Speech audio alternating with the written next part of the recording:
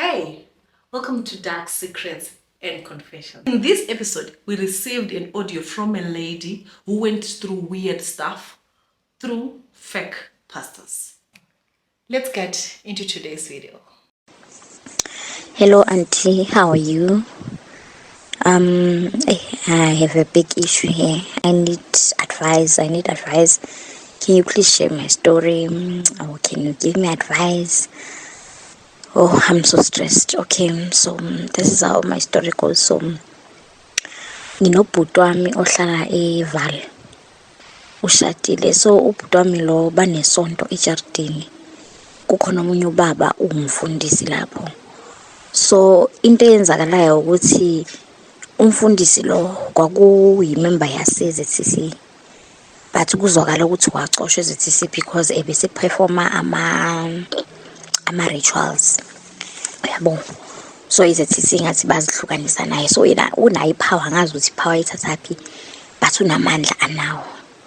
So kwenzakala ukuthi 2 months back ngihambile ngaya khona, siyabantu abajwayele ukuya nje ngokuvakasha yabo. Lelo langa ngafika ngahlala vele nginankinga nayo isonto leli, but bekunama-question ebesinawo as a family, izinto besingazi understand ezenzakalayo. So for instance, lapha endlini akusebenziswa ama-gadgets, amafoni nayo yonke into ziphiwe lo mfundisi, even imoto ubhuti wami wapha lo mfundisi imoto. Abantwana bathengelwa impahla, bahamba ngeenyawo, abantwana badla imovite ubusuku nemini, kodwa ubhuti wami usebenza kahle, uyahola. The house is neglected, every money just goes to this pastor. Okay, asikho lapho ke. So ngifuna ukukhuluma particular about this day and the advice that I need. So kwenzakala ukuthi ngifike mina ilanga lakhona kuphekiwe, like it's just a normal service that they have. Untambama kuyaphekwa, kuhleli kumnandi. Then there is this thing abayibiza indayelo, normally into yakhona itela se-ZCC I think. So wenza indayelo lo baba lwawo, sihleli simele kudliwe, saya siphuzeni, iyaklina igazi, iklina isystem nangempela hayo siphuze singabe nenkinga house lokho sihleli. Hayi mina mangiphuza ngiqala ukuzwa ngifila weird yabo, but hayi nginganaki, ngiqhubeke ngiphuza. Hayibo, sengizizwa ngidakiwe, I'm out of my senses, angazi nokuthi kwenzakalani, like I'm just lost. Ngiphakame ngiye bathroom. Mangifika ebathroom ngifike ngigeze kuzo, ngizibheke esipilini, ngizibona nginormal but angifili normal. Hayi ke sharp, ngibuye ngihlale phansi. Mangihlala phansi ngizwe ukuthi normal, ngiyashaya ngathi ngayolala, ngazi kwenzakalani. Ngiphinde ngiphakama, babhizi bangibuza right ngithi guys I'm okay. Ngiphakama ngithi mina ngiyaphuma ngiya ngaphandle, maybe mangathola umoya ngizofika better. Ngizwe kuyamemeza lapho ukuthi hey, ningavuma aphume uzolahleka and ngeke sisaphinde simthole. How? So it's like I'm half dead and half alive yabo. Hayi okay sharp, nangempela bathi hayi ungaphumi yabo, bangiconvince ngibuye ngihlale phansi. Mangihlala phansi ngithi noma maybe mangalala ngizoba ngcono. Ngihambe ngebedroom, abantwana bahlala base-bedroom, but particular on that day abantwana bekho e-bedroom. Ngifike e-bedroom, no nginamanga, ngingabatsheli mina, ngiziphakamele ngithi ngiye-bedroom ngiyolala. Ngifike kuthole kulayitwe yonke inhlobo yamakhandlela in every color you can think of. Ngangingazi nanokuthi amakhandlela akhona amakhala njalo. Ngithuke ngibuye fast, ngibuye ngihlale phansi yabo. Ngithi this is weird. Ngifike kushuthi ubuthongo bongifikele ngilale lapho etafuleni. Mangilala etafuleni labantu ngiyabezwa mabakhuluma, but it's like my body is just useless, I can't do anything, I can't even talk. Ngiyezwa lapha kuthi hayi unenkani lo. Hawu kuqale kushintsha umusic, ngiyabezwa abantu bayakhuluma, ngathi ngithi ngiphakamisa ikhanda, hawu abantu sebagqokile izambatho ezi-red and black, sekulayitwa amakhandlela khona lana, kunezitsha ezi-silver. I'm like, what's happening? But I can't say anything. sebakhuphula volume seyicula ezinye ingoma ezi-different. It's no longer the setup it was, yabo. Ngithi or maybe I'm lost or am I drunk, like what's happening. Ngilale as I'm busy sleeping, yezwa kuyathandazwa baba lo khuluma nje ngelanguage engayazi. Guys, my body is so heavy, I don't know what to do. And then I start praying to you, God, I don't know what's happening, but whatever that's happening nje ayizwakali kwinto right, ayibuki kwinto right. I start praying. Ngithi usimakade sezulu ngicela ube nami, I don't know what's happening. Mina ngiphuza ngajwala, but all of the sudden this is how I feel.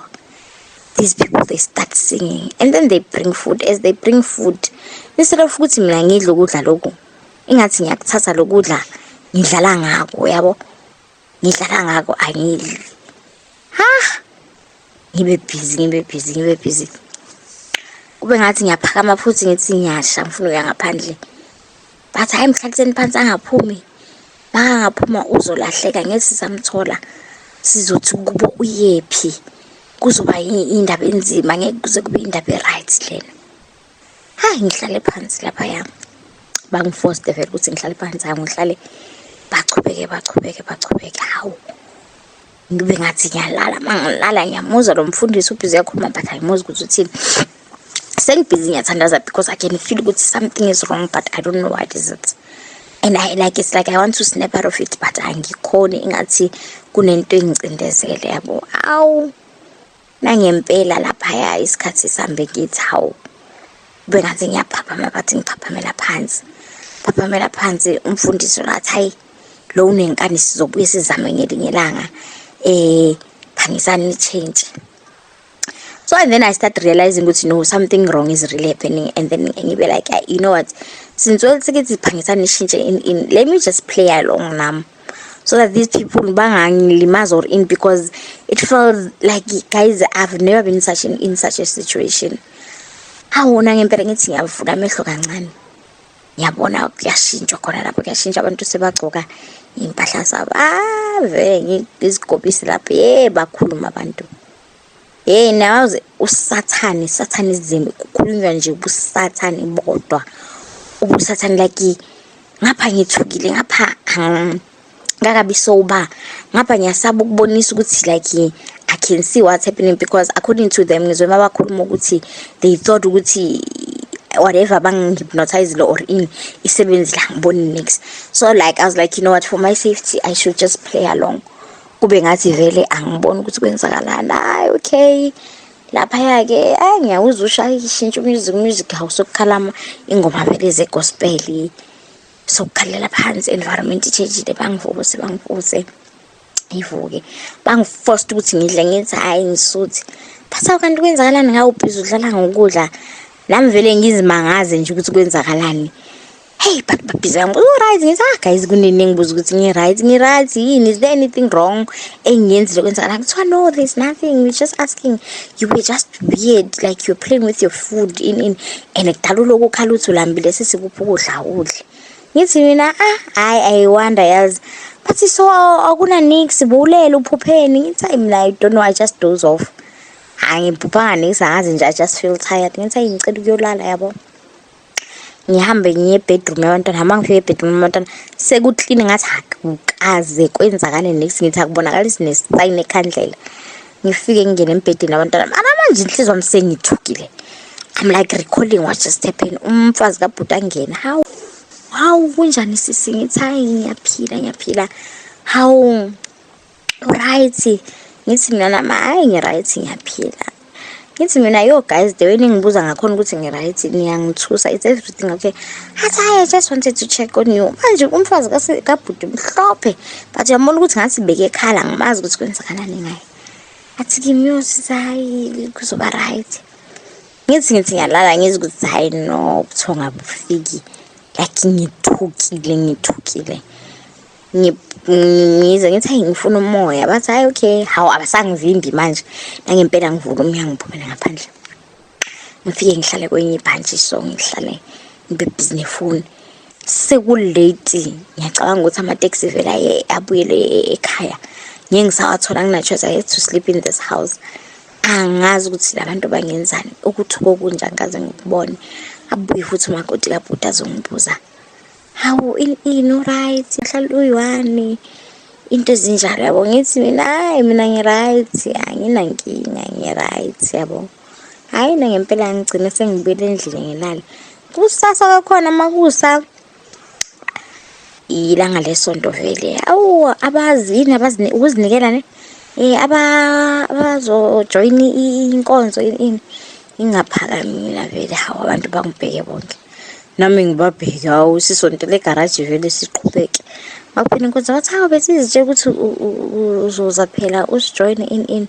Ngithi mina why? Bathi hayi izolo you were pledging ukuthi wena you going to join in. Ngisho ukuthi hayi maybe ukhathele kakhulu awusazikhumbuli nezinto obuzisho. Ngathi hayi ngithi nje sengithandazela ukuthi onkosi mangingabona ngiphume ngiphila la because sengisaba nokudla ukuthi abantu laba nje kunobusathanism obenzakalayo.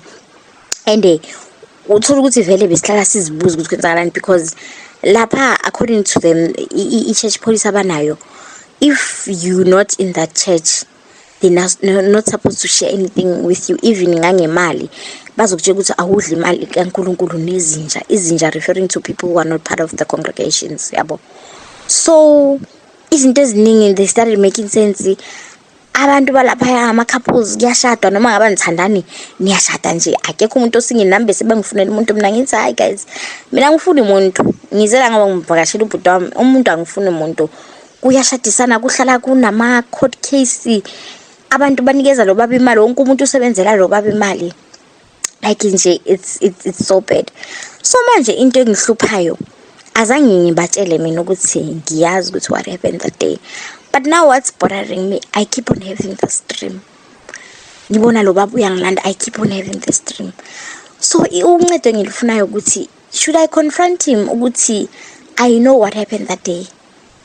Just leave me because I think that person beke temper with my soul. So just leave me. So angazi ukuthi emaphupheni ngiyaphupha ngempela or umuntu vele ozayo ufuna ukuthi azongiqedelela. So nje I just need advices. If anyone okay wabana similar or head of a similar situation, wenze njani? I've been going to churches ngicela imithandazo nami ngiyathandaza because every day, like when I say every day for the past 2 months, every day I dream of this pastor. He's coming and he's doing the same thing. It's the same dream every day. Angisazi ukuthi ngenze njani. I just need help. Ngiyacela abantu ukuthi ningi-advise auntie. I don't know. I just need help. I need deliverance. Angazi ukuthi yini le angithwalise yona or yini isifungo kodwa angizange ngenze isifungo. I don't remember doing anything because they kept on saying on that particular day ukuthi ngestaboni what. So meaning into le bengiphuzisene ibithatha kade ukuthi izingenze ukuthi ngenze whatever that is it that they want to do. So yeah, I'm not okay. This thing is affecting me psychologically. Ngokuthi lasemsebenzini angisakhona ukukhopha. Ngihlushwa ile ndaba le sengihlala ngicabanga like I'm even afraid ukuthi already they managed to tamper with my soul. Mhlambe ngiyahamba nje ngumuntu but angisase umuntu. I just don't know.